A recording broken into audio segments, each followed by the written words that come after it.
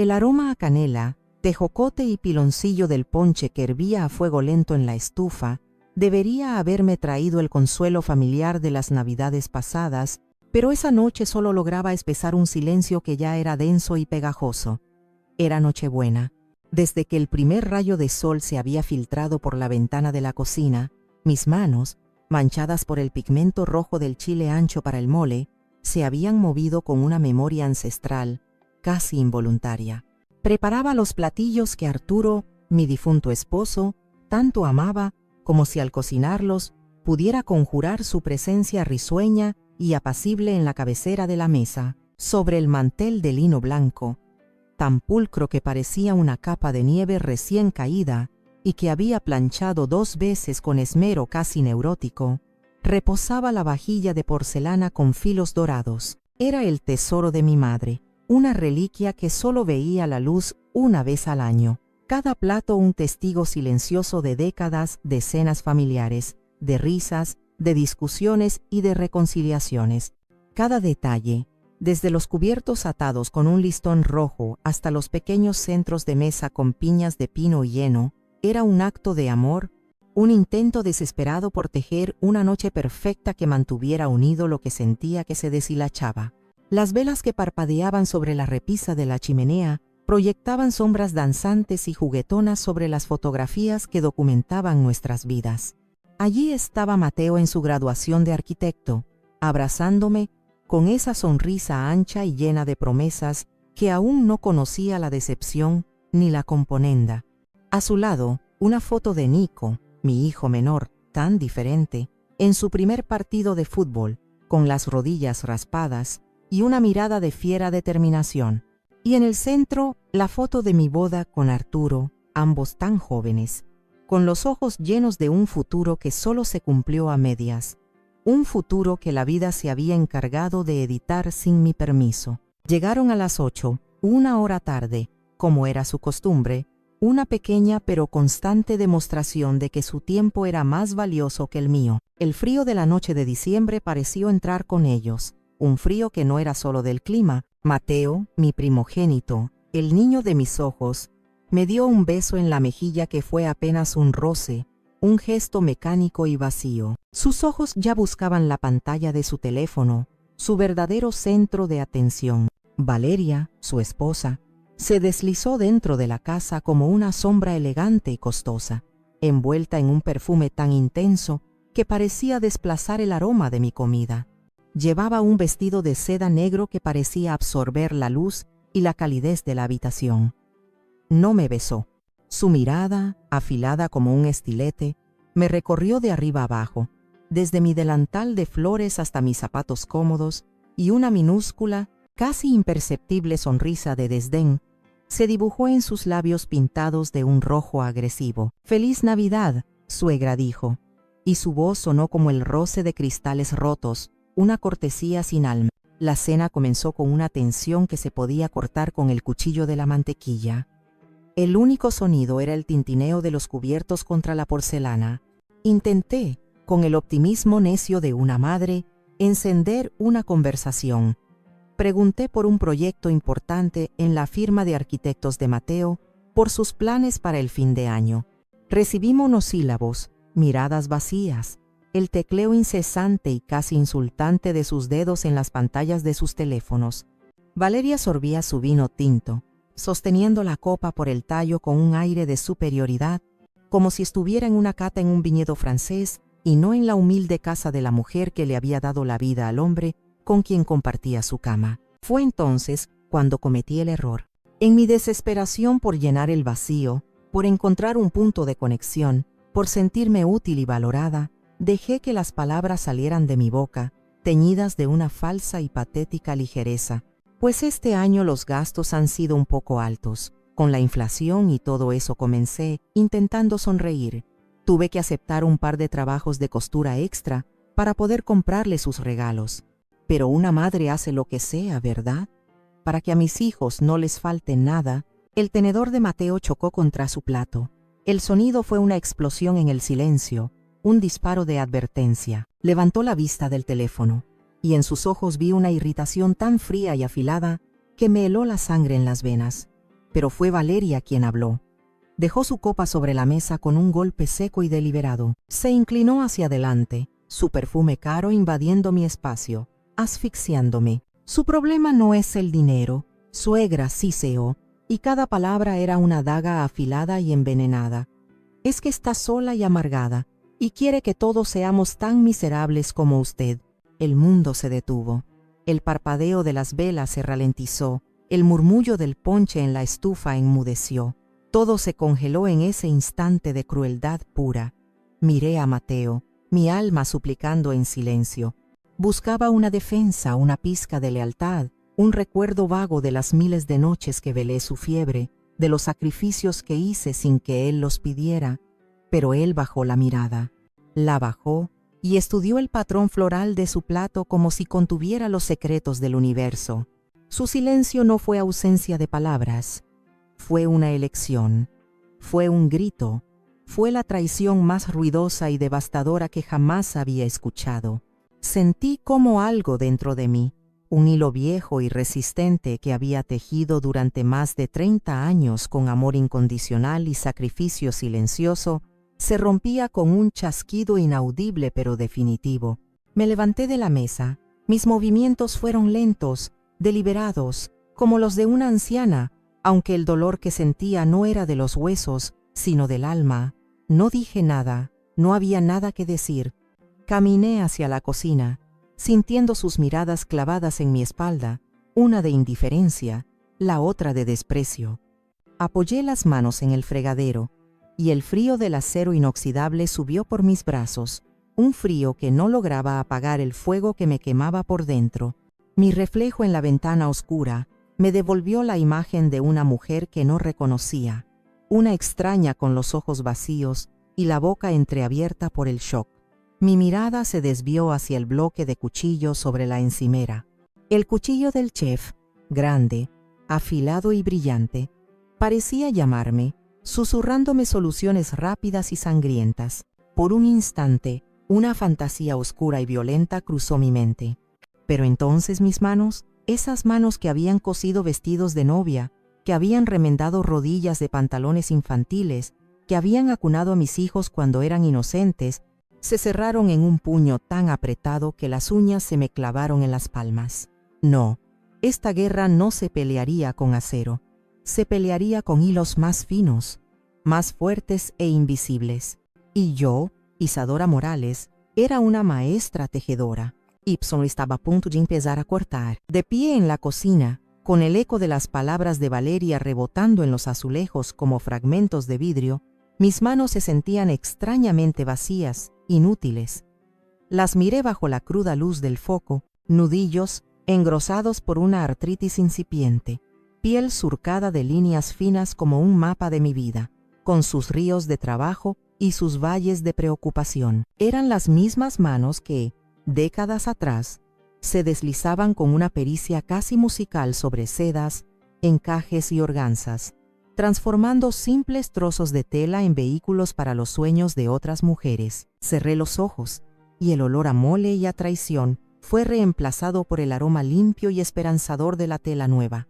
De repente, ya no estaba en la cocina de mi casa. Estaba de vuelta en Sueños de Isadora, mi pequeña boutique de novias en el corazón del centro histórico de la ciudad. No era un local grande ni lujoso, pero la luz entraba a raudales por el ventanal, haciendo brillar las cuentas de cristal y las perlas de los vestidos que colgaban como promesas silenciosas. Cada vestido era una creación mía, desde el primer boceto dibujado en un cuaderno hasta la última puntada invisible cosida a mano. Más que una tienda, era mi santuario, un lugar donde yo era la arquitecta de la felicidad ajena. Recordé a una novia en particular, una chica joven llamada Sofía, con ojos tan brillantes como las lentejuelas de su velo. Venía de una familia humilde y había llegado a mi tienda con un recorte de revista, mostrándome un vestido de diseñador que costaba más que el sueldo de su padre en un año. Estaba nerviosa, sus manos no dejaban de retorcer un pañuelo de papel. «Sé que es imposible, doña Isadora, pero es que es perfecto», me dijo con la voz quebrada. Vi la desilusión en sus ojos y mi corazón de costurera no pudo soportarlo. Le dije que volviera en un mes. Durante esas 4 semanas, después de cerrar la tienda, me quedaba hasta la madrugada. No copié el diseño, eso habría sido un robo. Hice algo mejor. Me inspiré en él y creé algo único para ella. Usé retazos de un encaje italiano carísimo que me había sobrado de otro proyecto. Apliqué cada perla a mano, modifiqué el patrón para que realzara su figura. Transformé un diseño sencillo en una obra de arte. Cuando Sofía se vio en el espejo el día de la prueba final, se quedó sin aliento. Sus lágrimas no eran de tristeza, sino de una gratitud tan pura y abrumadora que iluminó toda la habitación. «Me ha hecho sentir como una reina, doña Isadora», me susurró, abrazándome. En ese momento, sentí que mi trabajo tenía un propósito casi divino. Yo tejía la felicidad, la hacía tangible. Esa felicidad, sin embargo, tenía un precio que pagué gustosa hasta el día en que me di cuenta de que mi cuenta bancaria emocional estaba en números rojos. Recordé el día que Mateo, recién salido de la universidad con un título de arquitecto bajo el brazo y más ambición que experiencia, se sentó frente a mí en la pequeña trastienda entre rollos de tela y maniquíes desnudos. Su primer proyecto como socio en una pequeña firma se había derrumbado. Había confiado en las personas equivocadas. Había calculado mal los costos.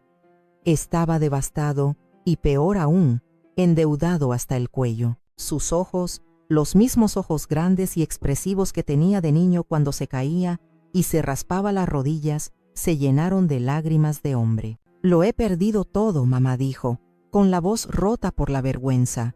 «Mi carrera ha terminado antes de empezar. Mi corazón de madre, ese músculo irracional y estúpido, no pudo soportarlo. Esa noche no dormí, di vueltas en la cama, el rostro preocupado de mi hijo grabado a fuego en mi mente.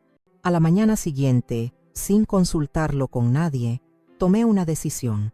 Llamé a un agente inmobiliario, un cliente antiguo cuya esposa había lucido uno de mis diseños en su boda. La escena de la venta sigue grabada en mi memoria como una quemadura. El hombre, con su traje gris y su portafolio de cuero, recorriendo mi santuario, mis sueños de Isadora, tasando mis creaciones, mis años de trabajo, mis desvelos, como si fueran meros activos en una hoja de cálculo. Sentí cada martillazo de letrero de se vende que clavaron en el escaparate como un golpe en mi propio pecho. El día que firmé los papeles finales, sentí que estaba vendiendo una parte de mi alma. Pero cuando le entregué el cheque con el total de la venta a Mateo, la mirada de alivio y gratitud en su rostro pareció justificarlo todo. «Te lo devolveré al doble, mamá. Te lo juro por lo más sagrado», dijo, abrazándome con una fuerza que casi me rompe los huesos. Creí en él. Creí en esa promesa como había creído en todos sus sueños infantiles. Vendí mi propio sueño, el único que era verdaderamente mío, para que él pudiera construir el suyo. El dinero de la venta no solo cubrió sus deudas, sino que también financió el inicio de su nueva firma, una que, irónicamente, se especializaría en diseñar viviendas de lujo para gente que nunca tendría que vender sus sueños. Poco después conoció a Valeria. La primera vez que me la presentó, en una cena incómoda, vi algo en sus ojos que me inquietó profundamente. Era una especie de hambre, una ambición fría y calculadora que contrastaba con su sonrisa perfectamente ensayada y sus modales impecables. Evaluó mi casa, mi ropa, mi vida, con una mirada rápida y tasadora, la misma mirada que el agente inmobiliario le había dado a mi tienda. Pero Mateo estaba enamorado o encaprichado, ciego a todo lo que no fuera su belleza escultural y su aparente sofisticación. Y yo, por no querer perder a mi hijo, por miedo a ese silencio que ya empezaba a crecer entre nosotros, la acepté. Abrí mi casa y mi corazón, sin saber que estaba invitando a la tejedora de mi propia ruina, a una experta en deshacer los hilos de los demás. La promesa de Mateo se desvaneció tan rápido como la tinta de su juramento en un papel mojado. El doble nunca llegó, ni siquiera llegó la mitad, ni una fracción. En su lugar, comenzaron a llegar las peticiones, que con el tiempo se convirtieron en demandas veladas. Al principio eran pequeñas, disimuladas como emergencias o favores temporales. «Mamá, ¿Podrías ayudarnos con el depósito del apartamento? Es una oportunidad única, te lo devolvemos el mes que viene. Suegra, el coche necesita una reparación urgente.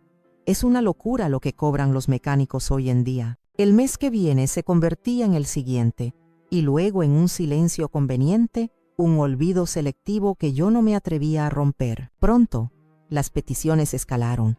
Ya no eran emergencias, sino caprichos. El más flagrante fue el carísimo curso de diseño de interiores de lujo para Valeria. Recuerdo la tarde de otoño en que se lo contaba a mi hermana Elena mientras tomábamos un café en mi cocina. Se lo conté con una mezcla de orgullo forzado y una preocupación que no podía ocultar del todo. Elena dejó su taza sobre la mesa con más fuerza de la necesaria, haciendo que el café se derramara un poco en el plato. Me miró fijamente, y sus ojos, tan parecidos a los míos pero sin el velo de la negación, estaban llenos de una frustración cariñosa que me desarmó. «No le estás ayudando», Isadora dijo.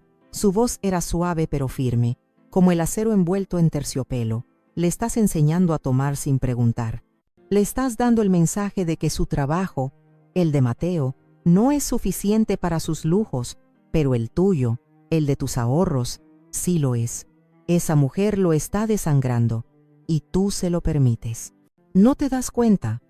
Te usan como si fueras un banco sin fondo, un cajero automático personal. Es mi hijo, Elena. Están empezando. Es mi deber como madre ayudarlos a establecerse. Tu deber es enseñarles a valerse por sí mismos, a vivir dentro de sus posibilidades», replicó, su tono endureciéndose. Arturo no trabajó como un burro toda su vida, ahorrando cada centavo, para que su esfuerzo terminara pagando los caprichos de una niña mimada que quiere jugar a ser diseñadora. Sus palabras me dolieron profundamente porque eran la verdad. Una verdad tan afilada que sentí que me cortaba por dentro, pero admitirlo en voz alta era admitir que había fallado como madre, que mi amor incondicional se había convertido en una debilidad que estaban explotando sin piedad. Así que hice lo que siempre hacía. Sonreí, una sonrisa tensa y frágil, cambié de tema y seguí tejiendo la red de mi propia ceguera.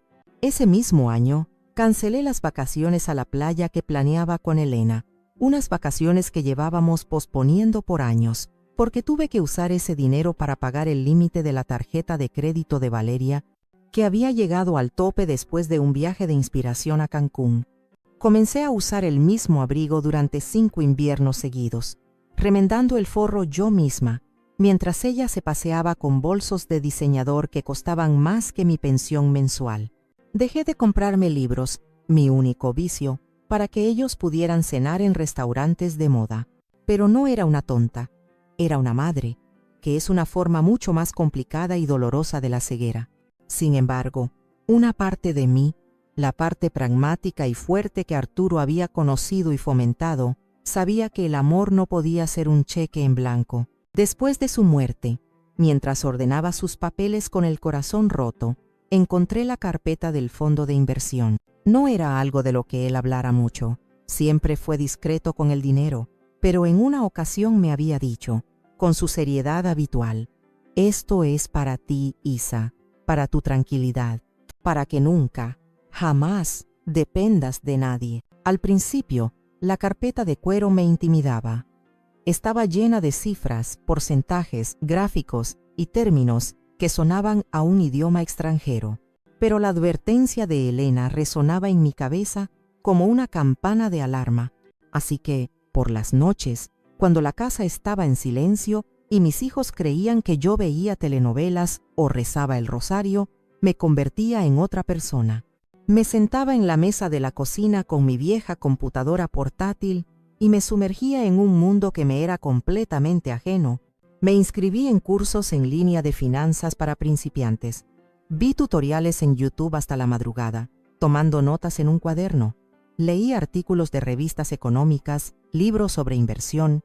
Aprendí la diferencia entre acciones y bonos, entre un fondo indexado y uno de gestión activa, entre el riesgo y la volatilidad. Al principio era frustrante. Me sentía como una analfabeta tratando de leer a Shakespeare, pero persistí. Poco a poco, el miedo se convirtió en fascinación.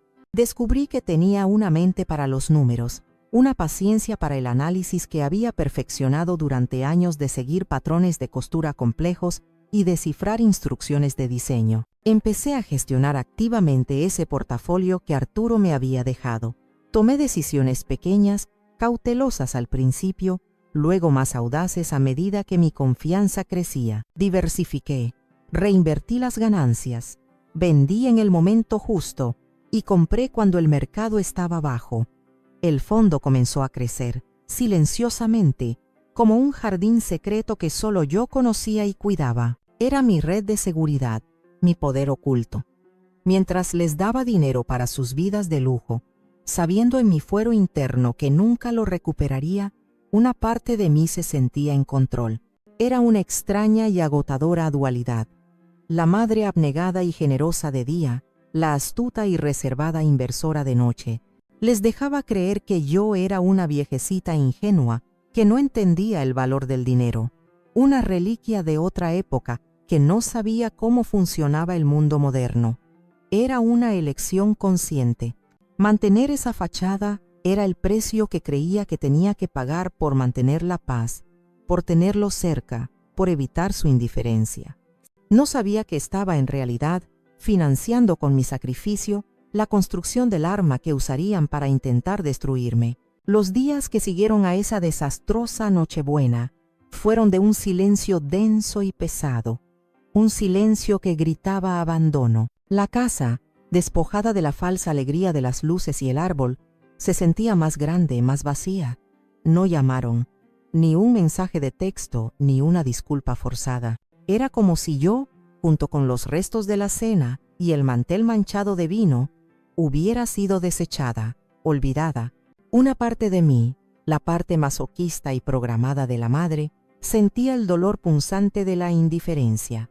Pero otra parte, la mujer que leía informes financieros en la oscuridad, sentía una extraña y ominosa calma, la calma que precede a la tormenta. La carta llegó un martes por la mañana. La vi desde la ventana de la cocina.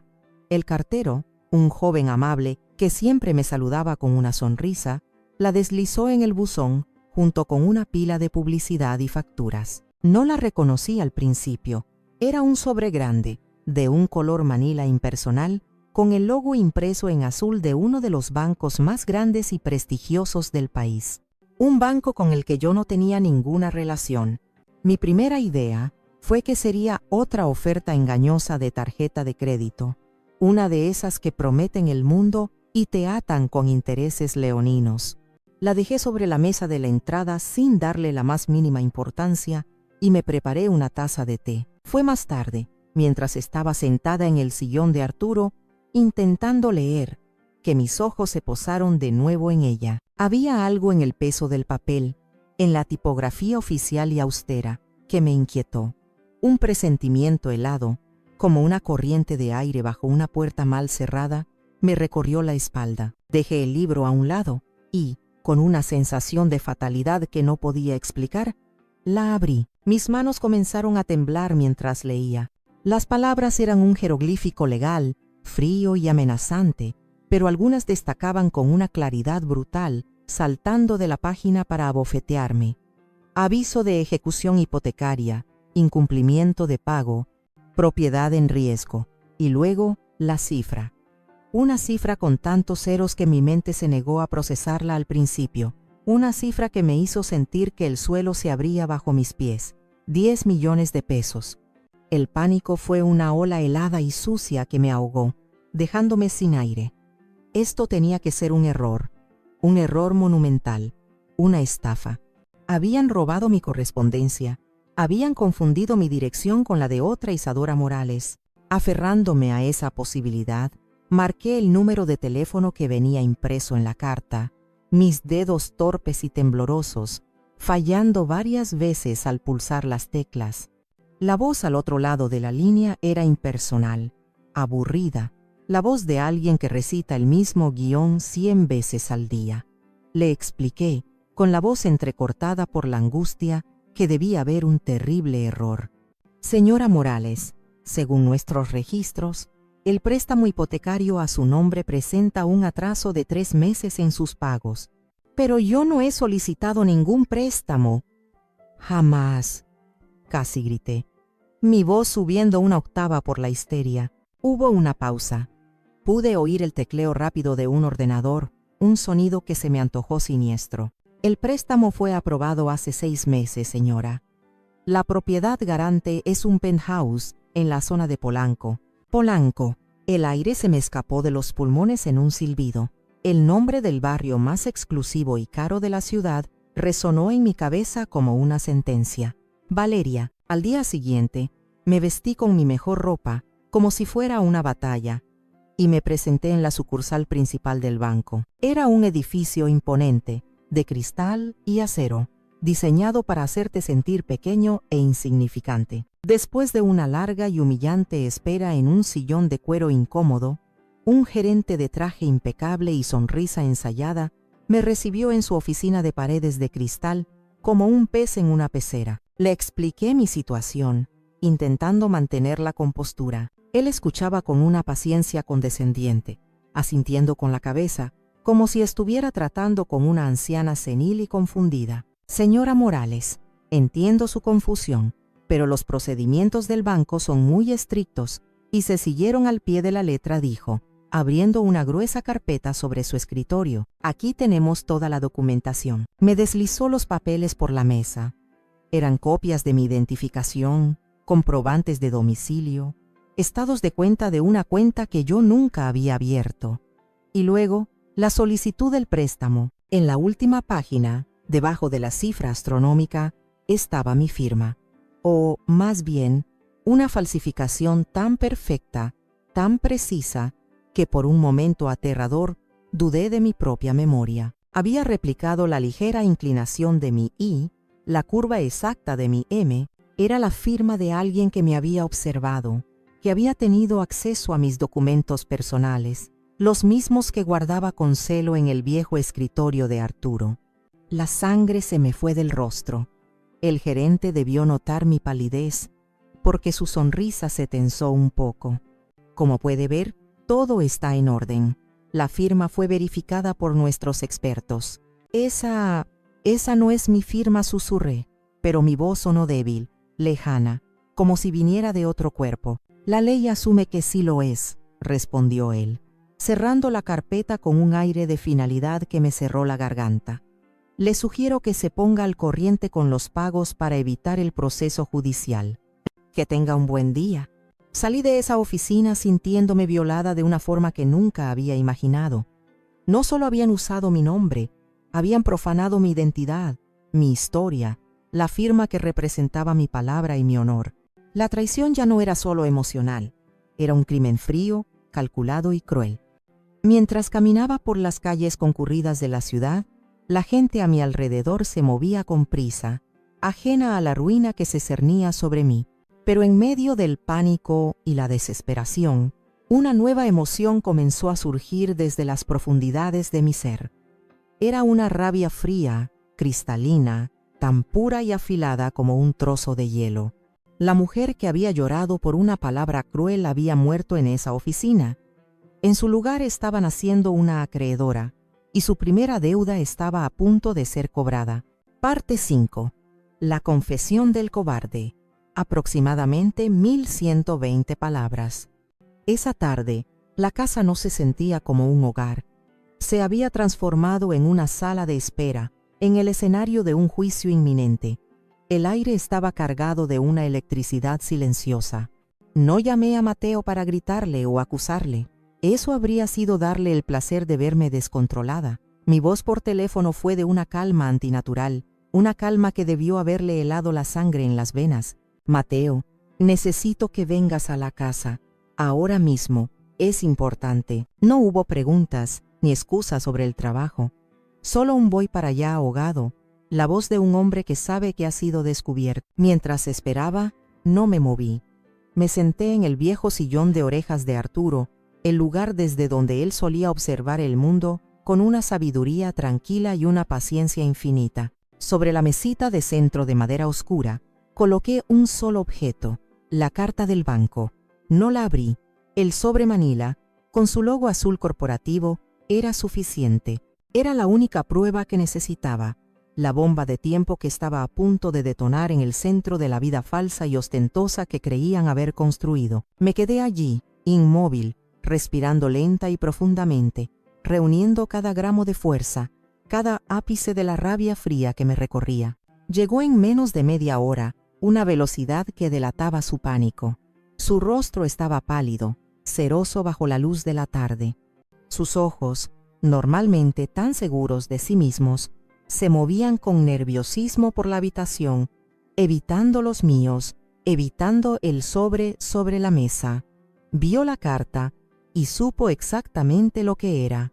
Pude ver cómo tragaba saliva, cómo un temblor casi imperceptible recorría sus manos cuando las metió en los bolsillos de su pantalón de diseñador. «Siéntate», Mateo dije, y mi voz no era la de su madre, era la de una extraña, una jueza. Se dejó caer en el sofá de enfrente, su cuerpo de repente sin estructura, encorvado, como si el peso de su conciencia finalmente lo estuviera aplastando.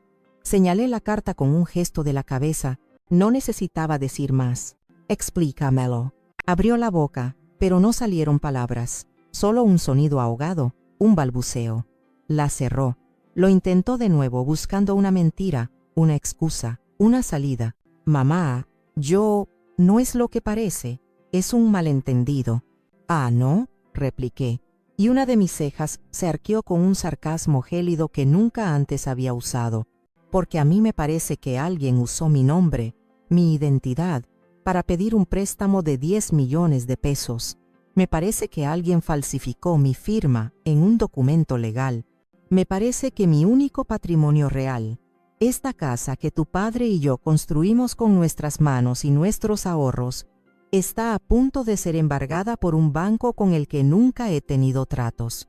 Así que por favor, Mateo, ilumíname, dime qué es lo que no estoy viendo». El silencio se estiró, tenso y vibrante. Podía oír el tic-tac del viejo reloj de pared, cada segundo un martillazo. Y entonces se rompió. Mateo se cubrió el rostro con las manos, y su cuerpo se sacudió con sollozos. Pero no eran las lágrimas de un hombre arrepentido, eran las lágrimas de un niño atrapado, de un cobarde acorralado por las consecuencias de sus actos. «Fue Valeria», dijo entre sollozos, las palabras ahogadas por la autocompasión, sin atreverse a mirarme. Ella me convenció. Dijo que era una inversión segura, un negocio inmobiliario en la costa, que era una oportunidad única, que devolveríamos el dinero antes de que te dieras cuenta. Y tú le creíste. Mi voz era cortante, despojada de toda emoción maternal. Creíste que robarme, que cometer un fraude federal, era una inversión segura. ¿En qué momento te pareció una buena idea, Mateo? Ella lo planeó todo, continuó, la culpa desviándose de él como el agua sobre el aceite. Tenía un contacto en el banco, un amigo suyo que agilizó los papeles, que hizo la vista gorda. Dijo que era la única forma de alcanzar el nivel de vida que merecíamos, de dejar de ser unos mediocres. Yo no quería, mamá, te lo juro por mi vida, pero lo permitiste, lo interrumpí, y mi voz subió de volumen por primera vez, resonando en la habitación. Dejaste de jurar por tu vida, que ya no vale nada. Permitiste que usara mi nombre, permitiste que pusiera en riesgo todo lo que tu padre me dejó. Viste la injusticia, viste el crimen, y elegiste mirar para otro lado. ¿Por qué, Mateo? Dame una sola razón. ¿Por qué? Levantó la vista, y en sus ojos llorosos, enrojecidos y patéticos, vi la verdad más humillante y dolorosa de todas. Tenía miedo, susurró, y la confesión fue casi inaudible. Miedo de perderla. Ella me hace sentir importante, me hace sentir que valgo algo. La confesión me golpeó con la fuerza de una bofetada invisible.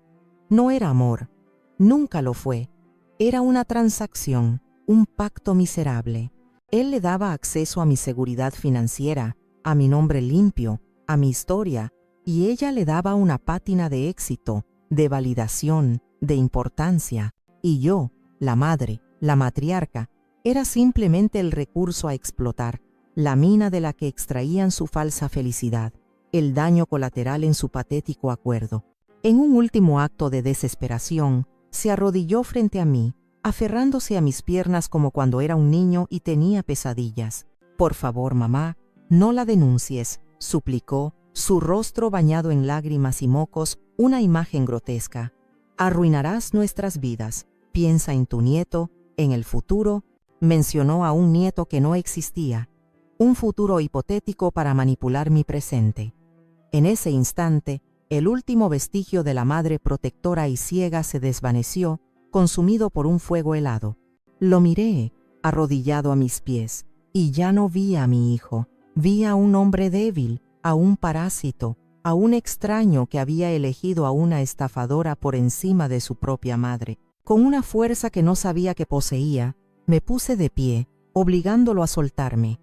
Di un paso atrás, creando una distancia física que reflejaba el abismo insalvable que se había abierto entre nosotros. «¿Nuestras vidas?», repetí, y mi voz era tan fría como el acero. «Tú y ella destruyeron la mía. Sal de mi casa, Mateo». «Mamá, por favor». «Te lo pagaré, lo juro».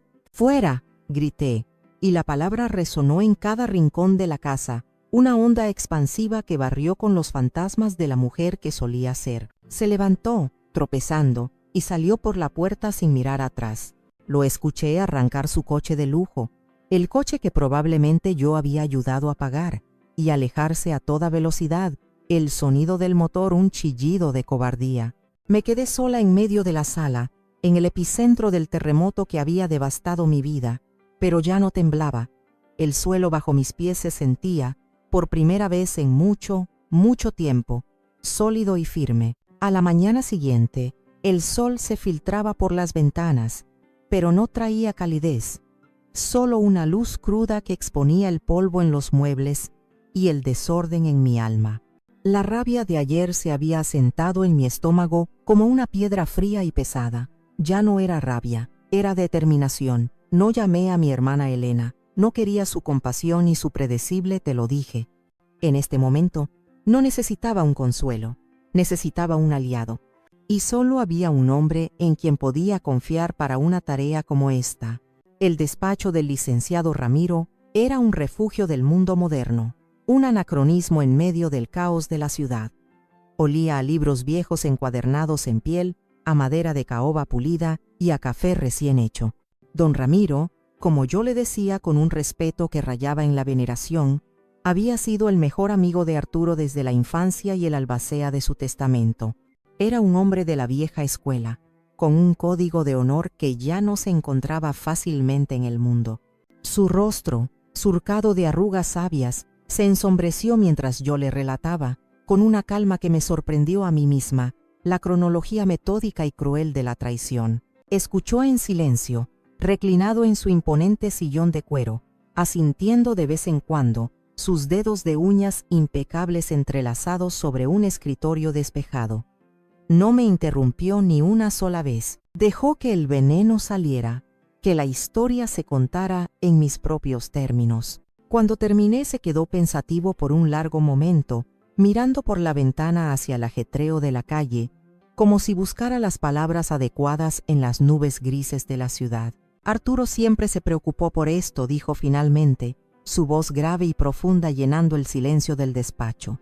No por Valeria, a ella no la conoció, gracias a Dios, pero conocía la naturaleza de Mateo, conocía su debilidad, su deseo casi patológico de complacer, su falta de espina dorsal. Sabía que un día alguien se aprovecharía de eso. Y de ti, se levantó con la agilidad de un hombre más joven y caminó hacia una imponente caja fuerte de acero, tan antigua como el edificio mismo, escondida detrás de un cuadro de un paisaje agavero de Jalisco. La abrió con una serie de clics metálicos que sonaron como una promesa y extrajo una carpeta de cuero grueso, de color vino, casi solemne. La colocó sobre el escritorio frente a mí con un cuidado reverencial. Arturo era un hombre práctico, Isadora, un hombre con los pies en la tierra, pero también era un hombre que te amaba profundamente, con una inteligencia que iba más allá de las palabras. Sabía que tu corazón de madre a veces te impediría ver con claridad, así que tomó sus propias precauciones. Abrió la carpeta. Dentro, los documentos estaban impecablemente ordenados, cada uno en su propia funda de plástico. El primero que sacó fue el título de propiedad de mi casa. Primero, lo fundamental, dijo Ramírez, y sus ojos brillaron con una luz combativa. La casa está y siempre ha estado únicamente a tu nombre. Recuerdo perfectamente cuando Mateo te convenció de que la pusieras como aval para su primer negocio. Arturo y yo tuvimos una larga conversación. Se negó en rotundo. Dijo: el día que mis hijos necesiten la casa de su madre para sus negocios, será el día que hayan fracasado como hombres. Nunca firmaste ningún documento que comprometiera esta propiedad. Es tuya, inexpugnable. Sentí una oleada de alivio tan intensa que tuve que agarrarme a los brazos del sillón, pero era solo el principio. Don Ramiro sacó otro fajo de papeles, más grueso, lleno de gráficos y cifras. Y segundo, esto dijo, y había una chispa de triunfo contenido en sus ojos: el fondo de inversión. Yo sabía del fondo, por supuesto. Era mi jardín secreto, mi proyecto nocturno, pero no sabía el alcance de la previsión legal con la que Arturo lo había blindado. Arturo estipuló en su testamento una cláusula muy específica. Redactada por mí mismo, continuó el abogado. El fondo era tuyo para administrarlo, para hacerlo crecer, como de hecho lo has hecho de manera brillante, pero con una condición inquebrantable. No podías usarlo como garantía ni transferirlo a nombre de tus hijos mientras vivieras. Era, y cito textualmente la cláusula, un fondo para la libertad y la dignidad de Isadora Morales, para que nunca sea la prisionera de los errores o la avaricia de otros, incluidos sus descendientes directos. Me explicó que, legalmente, el fondo era una entidad separada, intocable para cualquier acreedor mío o de mis hijos. La deuda fraudulenta que Valeria había contraído era un problema grave, un delito, pero no podía tocar el legado de Arturo. Mi jardín secreto estaba protegido por un muro legal de hormigón, que ni siquiera yo sabía que existía. Y entonces, don Ramiro, con el aire de un mago revelando su mejor truco, me dio la estocada final. Abrió un estado de cuenta reciente del fondo, impreso esa misma mañana. La cifra que vi en la última línea, el valor neto actual, me hizo contener la respiración. Mis noches de estudio, mis decisiones de inversión, mi gestión silenciosa y disciplinada habían dado frutos más allá de mis expectativas más salvajes. El valor del fondo no solo era sustancialmente mayor que la deuda de 10 millones, la superaba por un margen que me situaba en una posición de poder y seguridad que nunca había imaginado poseer.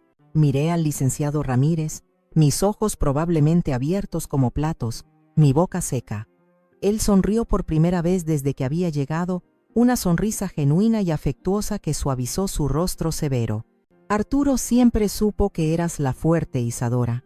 Siempre me dijo: esa mujer tiene la cabeza más fría para los negocios que yo, solo que no lo sabe. Solo necesitabas la oportunidad de demostrarlo.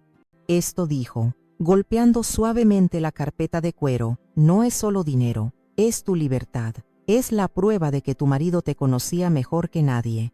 Ahora, la pregunta es, ¿qué vamos a hacer con este poder? La pregunta flotó en el aire cargado de olor a café y a justicia. Ya no era una víctima, ya no era una madre desesperada. Era una mujer con recursos, con un aliado formidable y con una cuenta muy grande que saldar. La piedra en mi estómago no desapareció, pero se transformó. Ya no era el peso de la desesperación, era el lastre de la justicia que estaba a punto de desatarse. El poder, descubrí en los días siguientes, no es ruidoso ni ostentoso, es un silencio calculado, un movimiento preciso en un tablero de ajedrez que solo tú puedes ver. Siguiendo el consejo del licenciado Ramírez, mi siguiente paso no fue una confrontación directa y visceral, sino una incursión silenciosa en las sombras. Necesitaba entender a mi enemiga, no para perdonarla, porque el perdón estaba a años luz de distancia, sino para desarmarla, para encontrar la grieta en su armadura de arrogancia. La información es el arma más elegante. Isadora, me había dicho don Ramiro, sus ojos brillando con astucia. Antes de atacar el castillo, conoce los cimientos, descubre de qué está hecho y se derrumbará solo. Me recomendó a un investigador privado, un hombre llamado Fausto, tan discreto y eficiente como un fantasma. Su oficina no era el cliché de las películas con persianas polvorientas y olor a whisky barato. Era un espacio pequeño, moderno y ordenado en un edificio anónimo del centro, un lugar que gritaba eficiencia y discreción.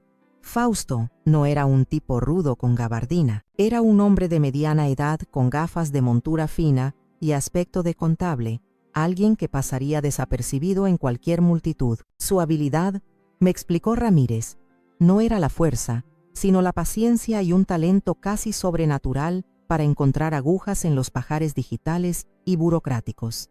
En su oficina, mientras él tomaba notas en una tableta, le di un solo nombre, Valeria Rojas. Le pedí que averiguara todo, su pasado, su familia, sus finanzas reales, sus amistades, sus deudas, sin límites. Le entregué un cheque generoso. Quiero saber hasta el color de los calcetines que usaba en la primaria si es necesario, le dije.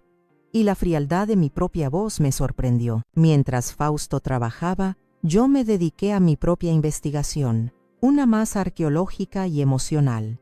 Rebusqué en mis recuerdos, intentando encontrar el origen de su desprecio. Recordé algo que Valeria había dicho en una de esas cenas familiares, mucho antes de la debacle. Se jactaba de su madre, una supuesta socialité de Guadalajara, una mujer de gran clase y fortuna, siempre viajando por Europa, siempre en los mejores eventos. Era el arma que siempre usaba para hacerme sentir pequeña, provinciana, inferior. Sus historias eran siempre vagas, sin detalles concretos, pero las lanzaba con tal seguridad que, en mi ingenuidad, yo las había creído.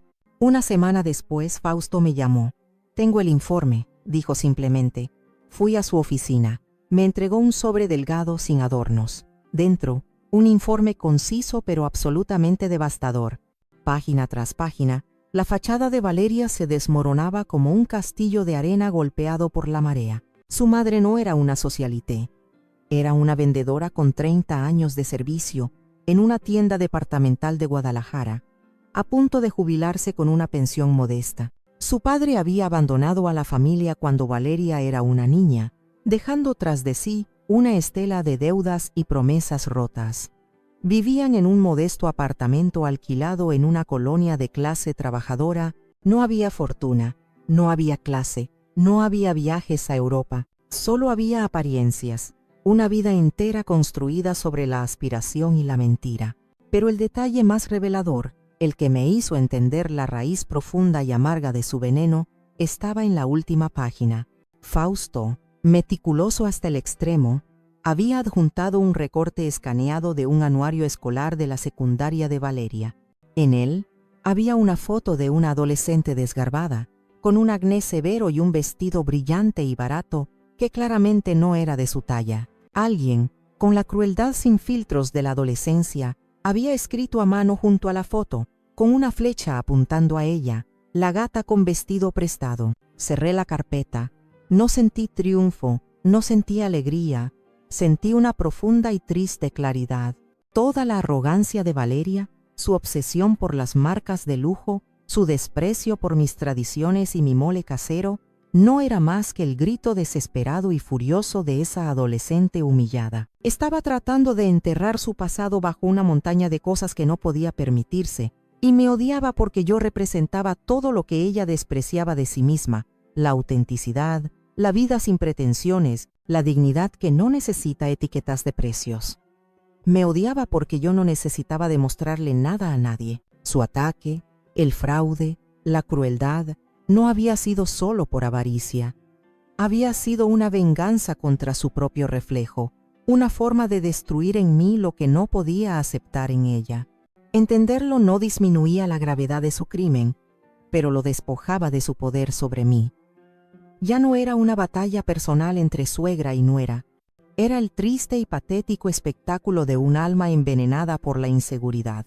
Esa noche, con una calma glacial, entré en las redes sociales de Valeria, algo que rara vez hacía. Su perfil era un altar a la falsedad, fotos en restaurantes caros probablemente pagados con mi dinero, posando con ropa de diseñador probablemente falsa o comprada a crédito, y citas motivacionales sobre crear tu propia realidad y ser la CEO de tu vida. Y allí estaba, una foto reciente de ella con su madre. El pie de foto decía: con mi reina, mi inspiración.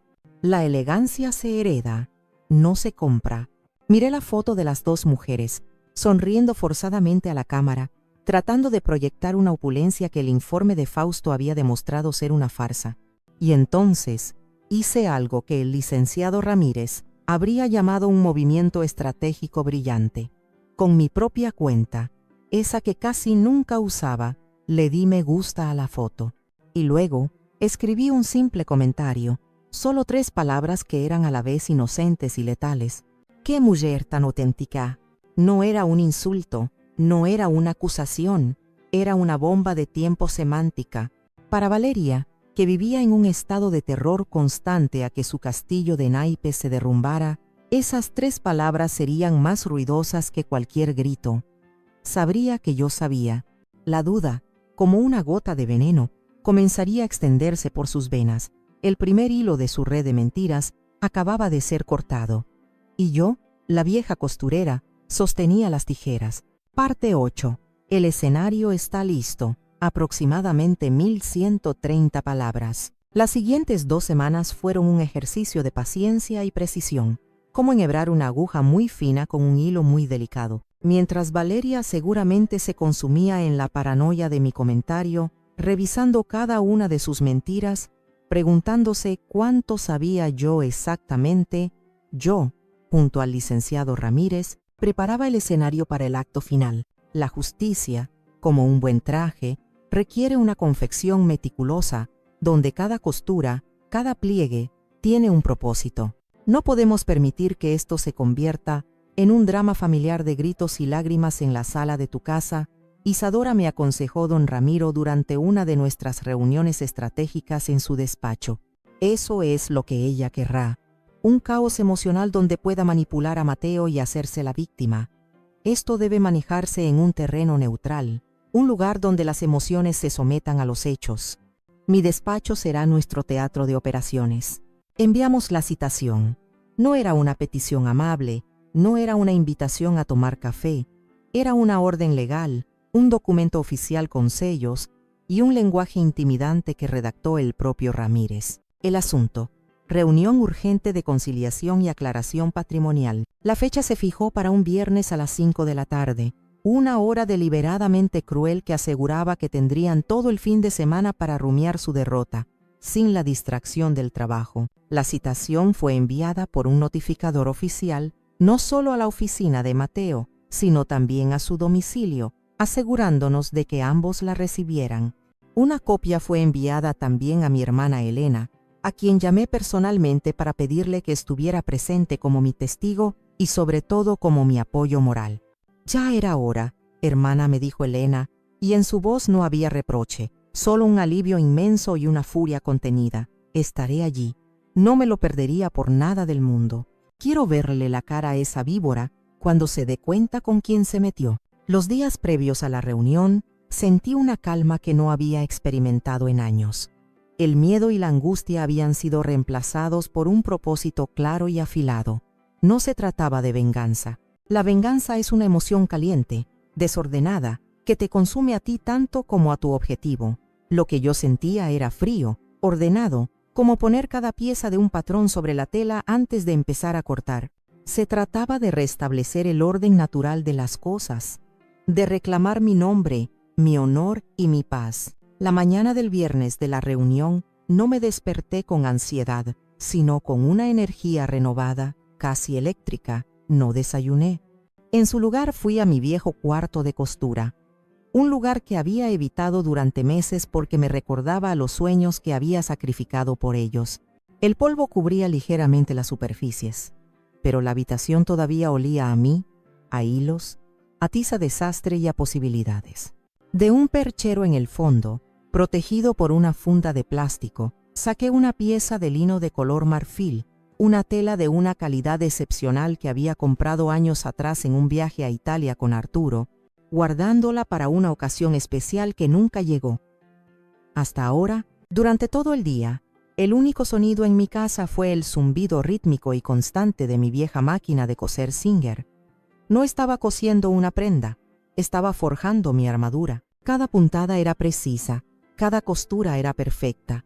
No había lugar para el error. Mientras cosía, mi mente estaba en blanco, concentrada únicamente en la tarea, en el movimiento de la aguja, perforando la tela una y otra vez. Era una meditación, un ritual. A las 4 de la tarde estaba lista. Me di una ducha larga y caliente, lavando de mi piel los últimos vestigios de la víctima. Luego me vestí. Me miré en el espejo de cuerpo entero del dormitorio, el mismo espejo que había reflejado mi vestido de novia, mis embarazos, el paso del tiempo en mi rostro. La mujer que me devolvía la mirada era Isadora Morales, pero una versión que había estado latente durante mucho tiempo. Llevaba el traje sastre de lino marfil, de corte impecable, que acababa de terminar. La chaqueta entallada, los pantalones de pierna ancha. No era ostentoso, pero gritaba una elegancia y una dignidad que el dinero no puede comprar. Debajo, una simple blusa de seda, unos pequeños aretes de perla, los favoritos de Arturo, eran mi única joya. Mi cabello, ahora completamente plateado, estaba recogido en un moño bajo y pulcro. No había rastro de la viejecita frágil y agobiada que habían insultado en Nochebuena. Era la matriarca reclamando su trono. Llegué al despacho del licenciado Ramírez 15 minutos antes de la hora. Elena ya estaba allí, esperándome en la recepción. Al verme, se puso de pie, y sus ojos se llenaron de lágrimas de orgullo. «Dios mío», Isadora susurró, tomándome las manos con fuerza, «pareces una jueza del Tribunal Supremo a punto de dictar sentencia». «Eso es exactamente lo que soy», hermana, le respondí, con una sonrisa serena que no llegaba a mis ojos. Nos sentamos en la imponente sala de juntas, con su larga mesa de madera oscura y sus sillas de cuero que olían a poder. Don Ramiro nos ofreció café. El ambiente era solemne, silencioso, como una capilla antes de una misa importante. Mateo y Valeria llegaron exactamente a las 5. Su entrada fue un estudio de contrastes. Mateo parecía un hombre camino al patíbulo, su rostro demacrado, su traje caro arrugado, como si no hubiera dormido en días. Valeria, por otro lado, había optado por la ofensiva. Llevaba un vestido rojo brillante, un color de guerra y una expresión de indignación ensayada.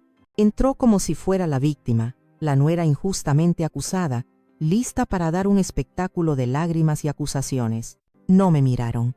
Se sentaron en el extremo opuesto de la larga mesa, creando la máxima distancia posible.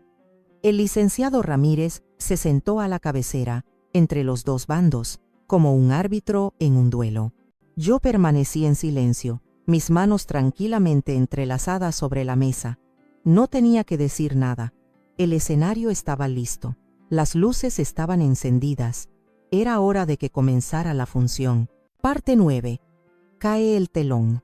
Aproximadamente 1350 palabras. El silencio en la sala de juntas era tan denso que parecía tener peso propio, una presión física que aplastaba el aire. Valeria, incapaz de soportar un escenario que no controlaba, lo rompió. Su voz, aunque intentaba sonar indignada, tenía un temblor de pánico apenas perceptible. «No sé qué clase de circo es este, licenciado. Mi suegra nos ha estado acosando, haciendo comentarios extraños en mis redes sociales. Vinimos aquí de buena fe para aclarar este supuesto malentendido, pero esto parece una emboscada». El licenciado Ramírez ni siquiera se molestó en mirarla. Sus ojos estaban fijos en una serie de carpetas de cuero, idénticas a la que me había mostrado a mí, perfectamente alineadas frente a él. Abrió la primera con una lentitud deliberada. «Señora Valdés», dijo, usando su apellido de soltera. Fue un golpe sutil pero certero. Vi cómo Valeria se crispara, una reacción casi invisible. Esto no es un circo, es una reunión para presentar hechos irrefutables. Y el primer hecho es este. Con un movimiento suave, deslizó una copia de un informe pericial caligráfico por la pulida superficie de la mesa. El documento se detuvo justo frente a Valeria. Las fotografías ampliadas de mi firma junto a la falsificación eran innegables. Este es un análisis realizado por uno de los mejores peritos forenses del país. Concluye, sin ninguna duda razonable, que la firma en la solicitud del préstamo hipotecario de 10 millones de pesos a nombre de la señora Isadora Morales, es una falsificación. Una falsificación muy hábil, por cierto. El perito destaca que fue hecha por alguien con acceso prolongado a la firma original y con cierta habilidad para el diseño.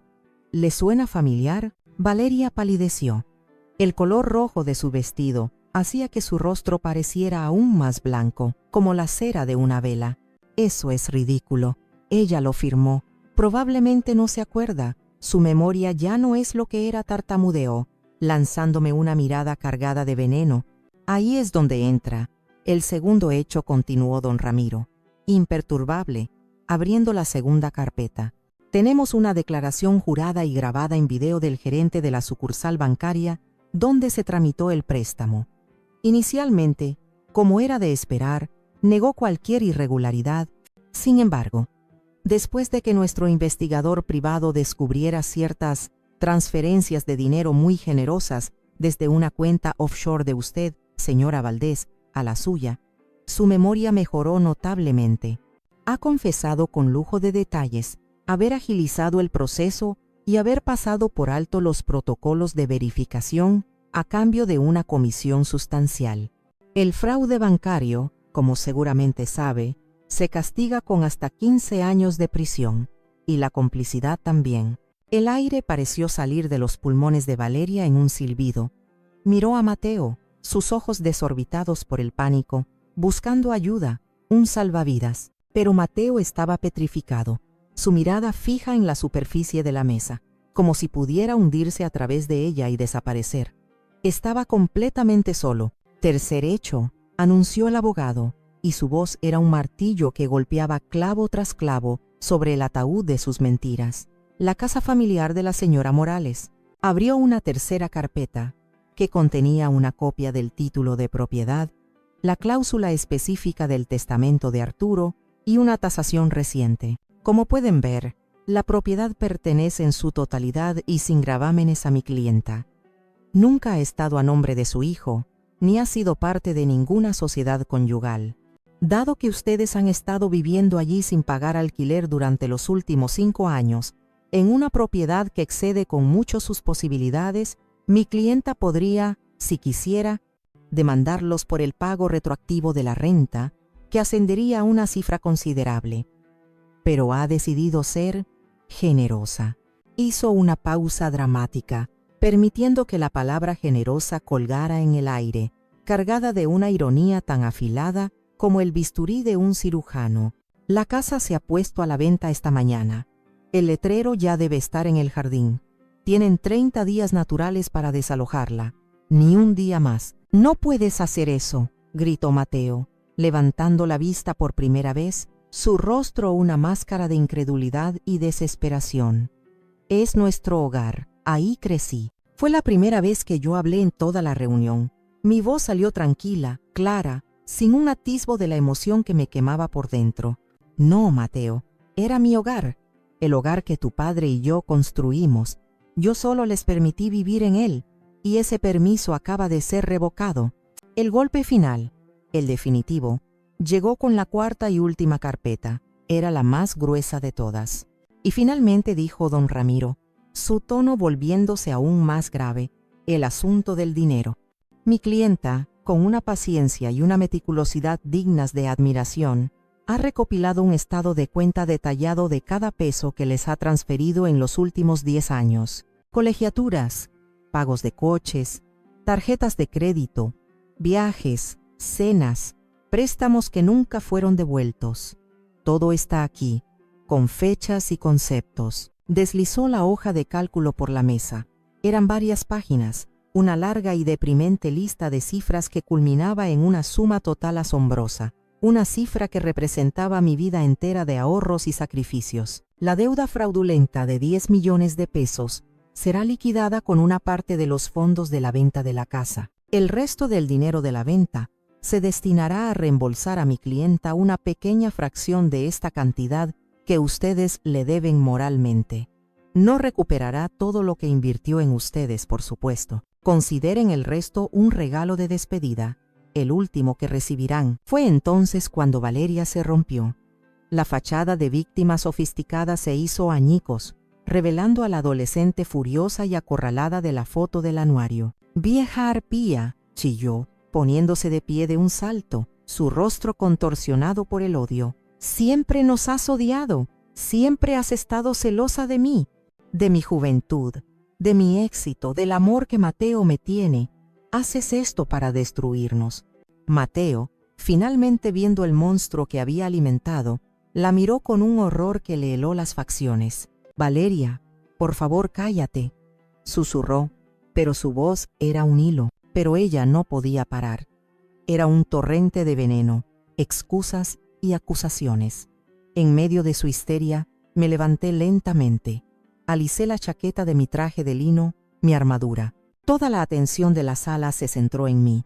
Caminé con paso firme hacia la cabecera de la mesa, me detuve junto al licenciado Ramírez y miré directamente a los ojos de la mujer que había intentado robar mi futuro. «No estoy haciendo esto para destruirte», Valeria, dije, y mi voz era tan serena y profunda como la superficie de un lago en calma. «Tú te destruiste a ti misma el día que decidiste que el valor de una persona se mide por lo que tiene y no por lo que es.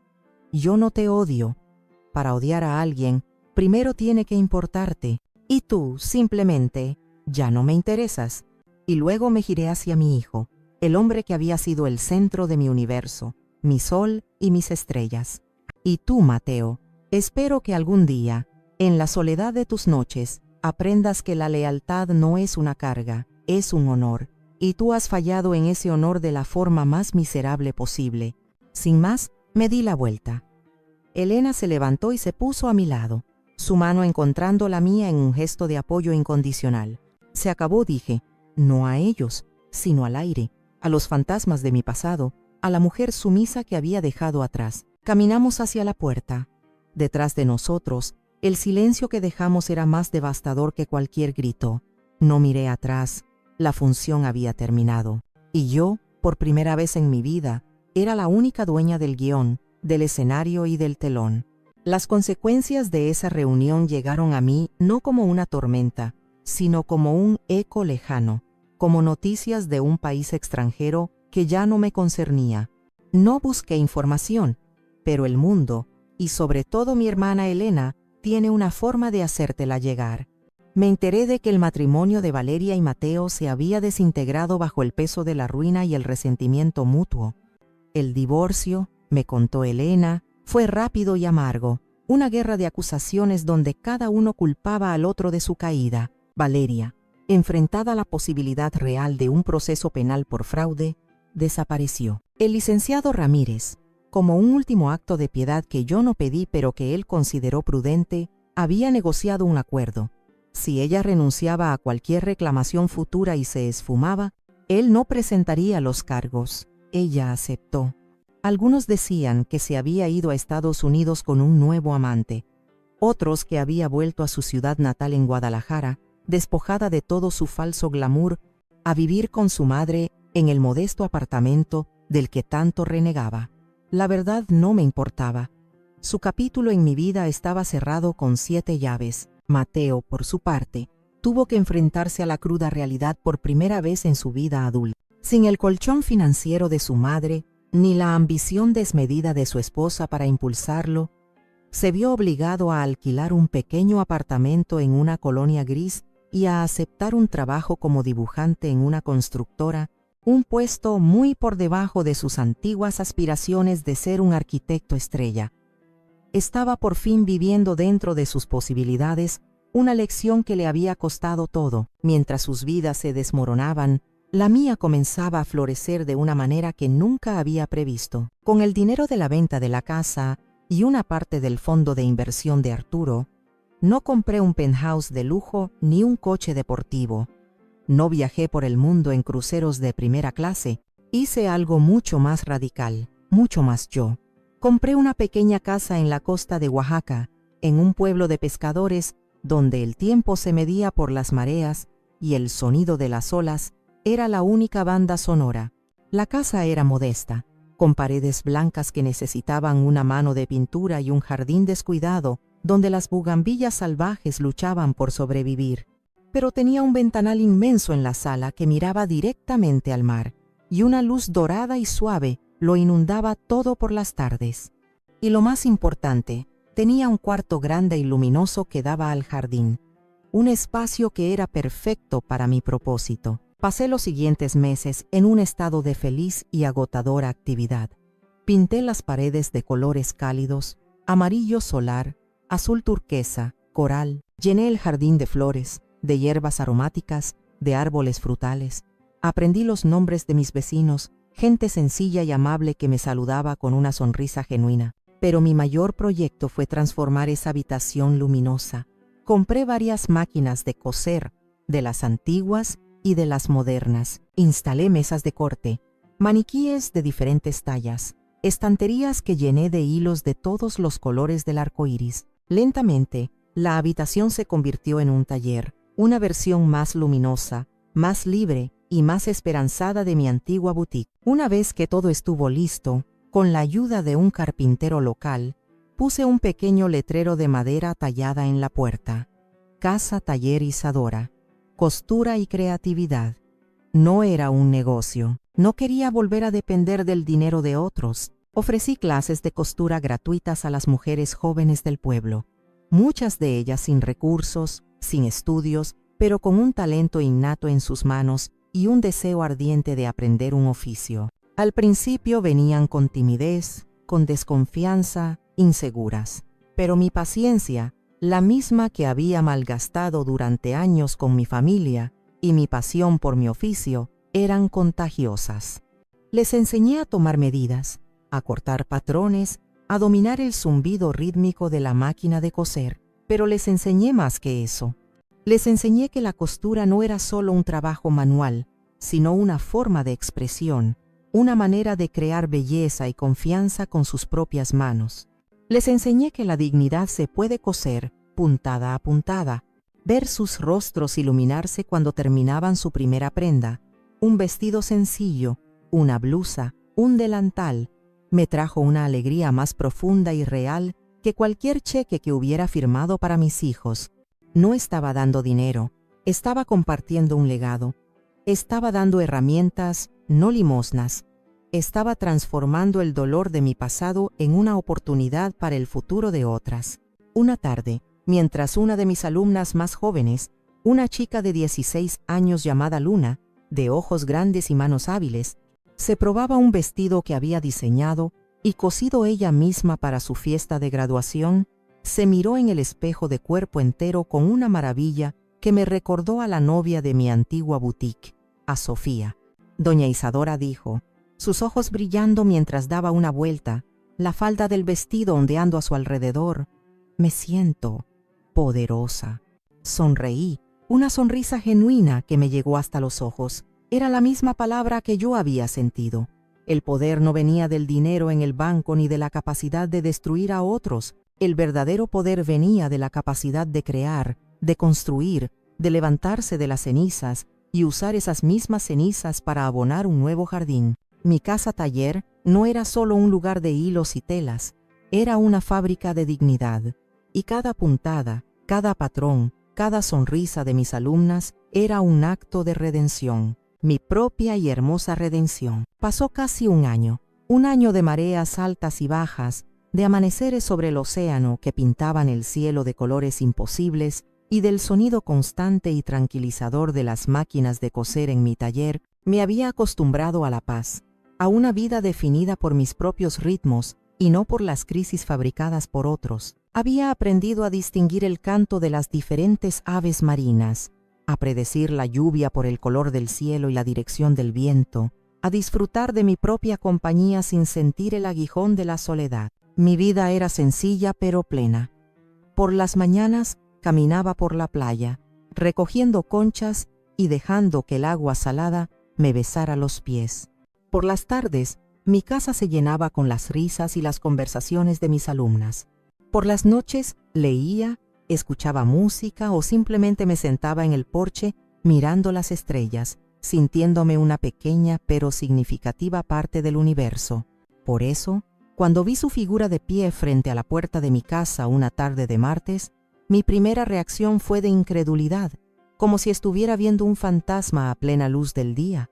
Mi segunda reacción Fue una punzada de la vieja ansiedad, un eco muscular de un dolor pasado. Era Mateo, estaba muy cambiado. La transformación era más que superficial. Estaba más delgado, sí, y tenía ojeras que hablaban de muchas noches de insomnio. Pero el cambio más profundo estaba en su postura. La arrogancia que solía llevar como una segunda piel, esa seguridad impostada, había desaparecido. En su lugar, había una humildad cansada, la postura de un hombre que ha sido derrotado por la vida, o más bien, por sí mismo. Ya no vestía trajes de diseñador que parecían un disfraz. Llevaba unos vaqueros gastados y una camisa sencilla de algodón. Parecía, por primera vez, un hombre de su edad. Por un momento, dudé en abrir la puerta. Una parte de mí quería simplemente ignorarlo, dejarlo allí, bajo el sol de la tarde, hasta que se cansara y se fuera. Pero la mujer que era ahora no le temía a los fantasmas. Había aprendido que la única forma de que perdieran su poder era enfrentándolos. Respiré hondo y abrí la puerta.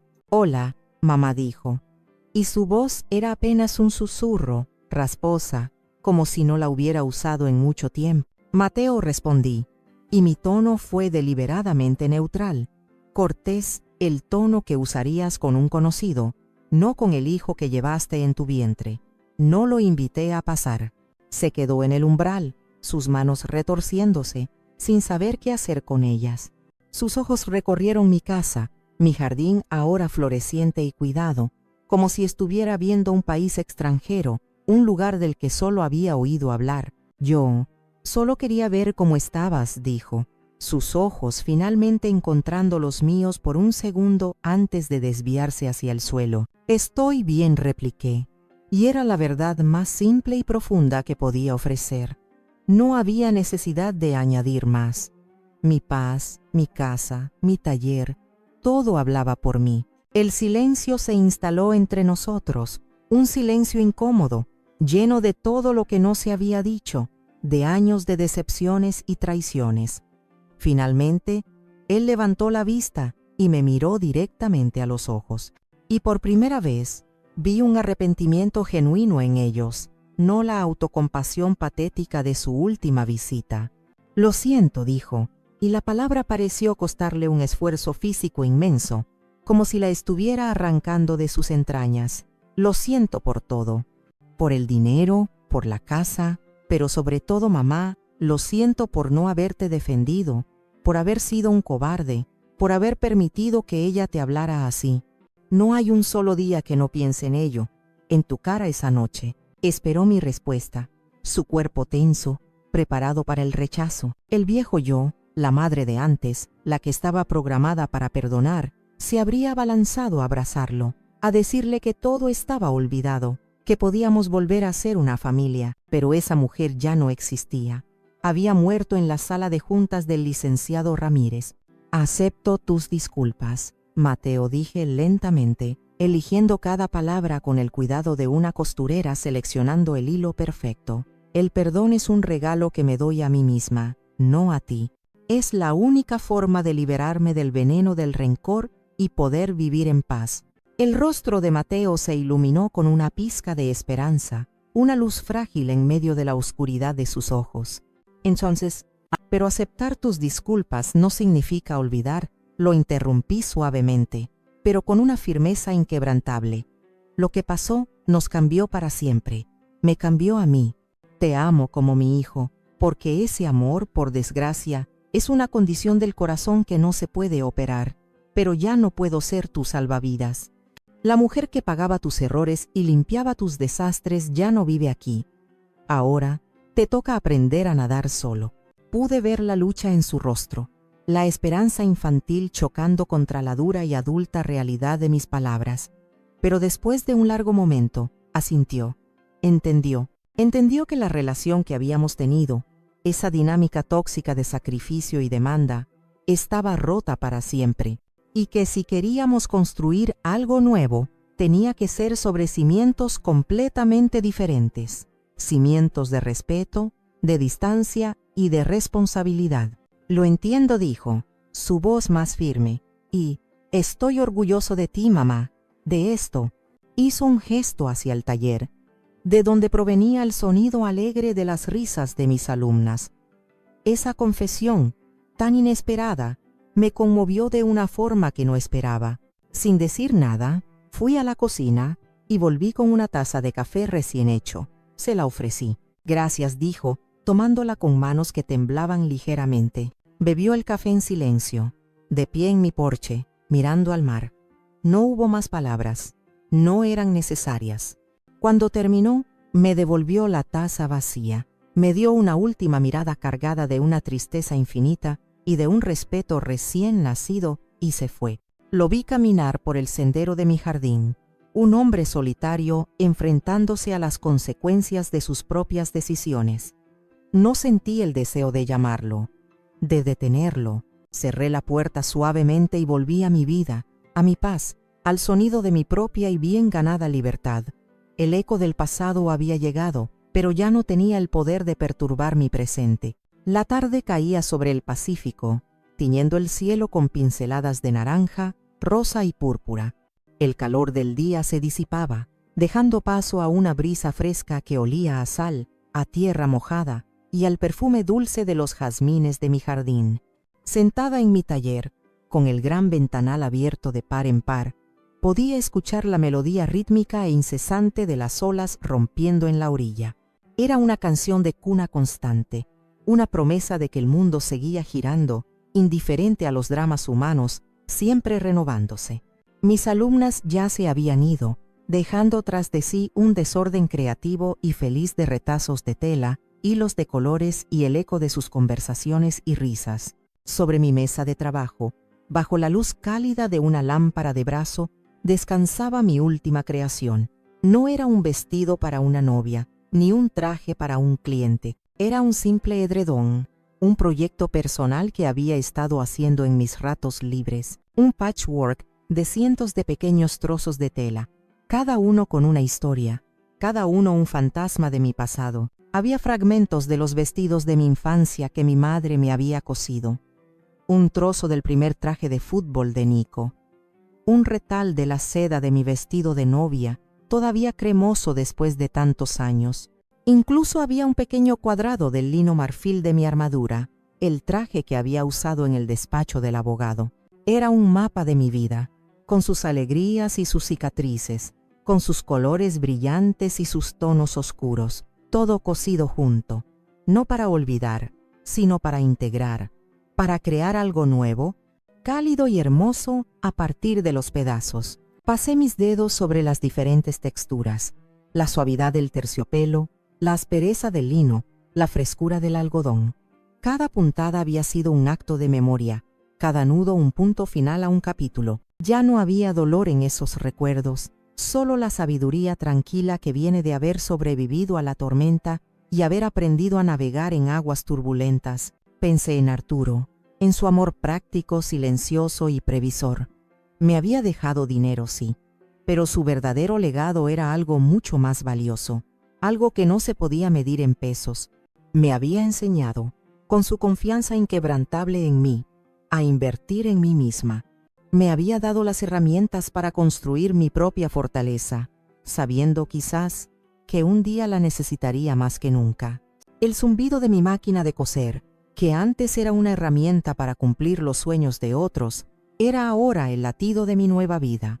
Un sonido constante, productivo, creativo, un sonido que dependía únicamente de mí, de mis manos, de mi voluntad. Miré mis manos, las mismas que habían temblado de rabia y desesperación en la cocina esa Nochebuena, y vi que ahora se movían con una calma y una seguridad que nunca antes habían conocido. Estaban creando, no para complacer, no para sacrificar, no para comprar afecto. Estaban creando por el puro y simple placer de hacerlo. Recordé las palabras de mi alumna, la joven Luna. Me siento poderosa. Ahora entendía perfectamente esa sensación. No era el poder de controlar a otros, el poder de humillar o de vengarse. Era el poder sutil pero inmenso de controlar el propio destino, el poder de decir no, el poder de decir basta, y el poder más grande y liberador de todos, el poder de decir yo elijo. Tomé una aguja e hilo, y comencé a coser a mano el borde final del edredón, la última costura. Cada puntada era una meditación. Me di cuenta de que durante años había estado tejiendo mi vida alrededor de mis hijos, creando un tapiz donde yo era solo el fondo, el hilo invisible y resistente que sostenía sus colores brillantes, asegurándome de que ellos siempre destacaran. Ahora, finalmente, estaba tejiendo para mí, y en mi tapiz yo era la figura central, con mis propios colores, mis propias texturas, mi propio y complejo diseño. Una pequeña sonrisa se dibujó en mis labios. La libertad, había aprendido, no era un destino al que se llegaba, como una estación de tren. Era una práctica diaria, una elección consciente. Era elegir la paz sobre el conflicto, la dignidad sobre la obligación, la creatividad sobre el resentimiento. Era aprender a ser tu propia ancla en medio de la marea. La última puntada estaba hecha. Corté el hilo, alicé el edredón sobre mis rodillas, una obra de arte nacida de las ruinas, un testimonio de mi resiliencia. El sol se había puesto por completo, dejando un resplandor violeta en el horizonte. La melodía de las olas continuaba, eterna y serena. Y en el silencio de mi taller, en mi casa junto al mar, me susurré la verdad que me había costado toda una vida aprender, la moraleja de mi propia historia. La familia no se construye con obligaciones, se teje con los hilos del respeto. Y yo, por fin, aprendí a cortar los hilos podridos para tejer, con mis propias manos, mi propia libertad.